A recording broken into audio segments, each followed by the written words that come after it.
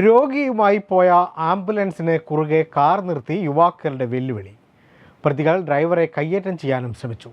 ശൂരനാട് സ്വദേശികളായ സംഘമാണ് കാറിലുണ്ടായിരുന്നതെന്നാണ് വിവരം.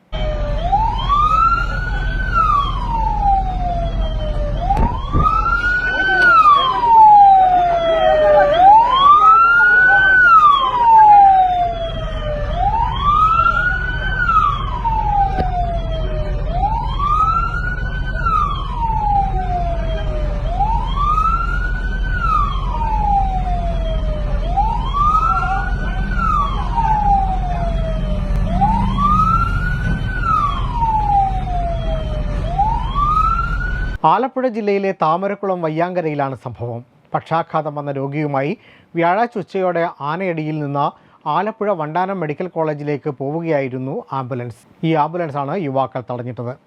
ആംബുലൻസിന് ആദ്യം സൈഡ് കൊടുക്കാതിരുന്ന യുവാക്കൾ പിന്നീട് വാഹനം തടയുകയായിരുന്നു. രോഗിയെ ആശുപത്രിയിൽ എത്തിയ ശേഷം ഡ്രൈവർ പോലീസ് സ്റ്റേഷനിലെത്തി പരാതി നൽകി. ആംബുലൻസ് ഹോൺ അടിച്ചതാണ് അതിക്രമണത്തിന് പ്രകോപനമായതെന്ന് പോലീസ് പറയുന്നു. Waytonikah.com, the exclusive Muslim matrimonial site.